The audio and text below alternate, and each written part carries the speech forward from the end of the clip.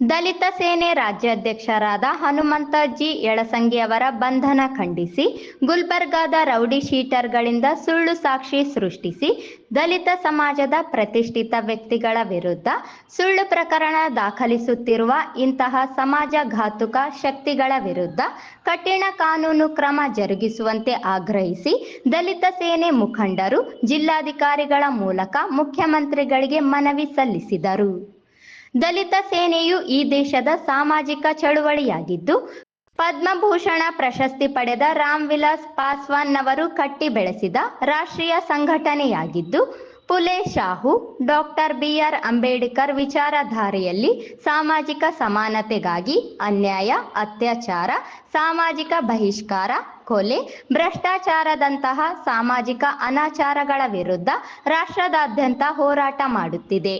ಇಂತಹ ಹಿನ್ನೆಲೆಯುಳ್ಳ ದಲಿತ ಸೇನೆಯು ರಾಜ್ಯಾಧ್ಯಕ್ಷ ಹನುಮಂತ ಜಿ ಯಳಸಂಗಿ ನ್ಯಾಯವಾದಿಗಳು ಗುಲ್ಬರ್ಗಾ ಸೂಕ್ತ ಮಾರ್ಗದರ್ಶನ ಚಳುವಳಿ ರೂಪಿಸುತ್ತಾ ಬಂದಿದೆ ಎಂದರು.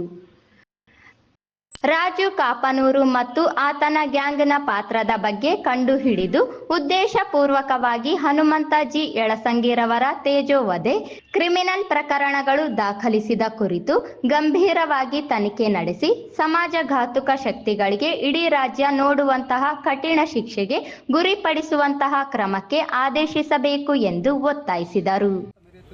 ಇಂತಹ ಸಮಾಜಘಾತಕ ಶಕ್ತಿಗಳ ವಿರುದ್ಧ ಕಠಿಣ ಕಾನೂನು ಕ್ರಮ ಜರುಗಿಸಲು ಮನವಿ.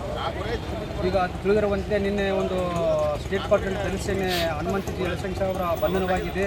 ಇದರ ಹಿಂದೆ rowdy sheeter Raju Kapnoor and rowdy gang ಹಾಗೂ ಅವರು ಒಬ್ಬ ದೊಡ್ಡ ಭ್ರಷ್ಟ ಹಾಗೂ ಅಕ್ರಮ ಚಟುವಟಿಕೆಯಲ್ಲಿ ಭಾಗಿಯಾಗಿರೋ ಒಂದು ಗುಂಡಪಡೆ ಅವರು ಆಲ್ರೆಡಿ ಗಡಿಪಾರು ಆಗಿರುವಂಥ ಅವರು ಗಡಿಪಾರು ಆಗಿದ್ದು ವ್ಯಕ್ತಿಗಳು ಈಗ ನಮ್ಮ ಹನುಮಂತ ಜಿ ಯಳಸಂಗಿ ಸಾಹೇಬರ ಒಂದು ತೇಜೋವಧೆ ಮಾಡಲು ಇಲ್ಲದ ಒಂದು ಪ್ರಕರಣದಲ್ಲಿ ಸಿಲುಕಿಸಲು ಯಶಸ್ವಿಯಾಗಿದ್ದಾರೆ. ಇದರ ಕಾರಣದಕ್ಕೆ ಆ ಒಂದು ಪ್ರೆಸ್ ಮೀಟ್ನಲ್ಲಿ ಆ ಒಂದು ಸ್ತ್ರೀಯರು ಕುಳಿತಿದ್ರಲ್ಲ, ಆ ಮಹಿಳೆಯರ ಹಿಂದಿನ ಇತಿಹಾಸ, ಅವರ ಉದ್ಯೋಗ, ಅವರು ಗುಲ್ಬರ್ಗ ಬಂದ ಹಿನ್ನೆಲೆ ಏನು, ಅವರಿಗೆ ಬಂದ ಹಣದ ಸಂದಾಯವಾದ ಹಣದ ಮೊತ್ತವೆಷ್ಟು, ಇದರ ಕಾರಣದ ಕೈ ಯಾರು, ಇವೆಲ್ಲ ಸಂಕ್ಷಿಪ್ತವಾಗಿ ತನಿಖೆಗೊಳಿಸಿ ಕೂಲಂಕಷವಾಗಿ ಚರ್ಚಿಸಿ ಇದರ ವಿರುದ್ಧ ನಮ್ಮ ದಲಿತ ಸೇನೆ ಉಗ್ರ ಪ್ರತಿಭಟನೆಯನ್ನು ಮಾಡಲಾಗುತ್ತಿದೆ.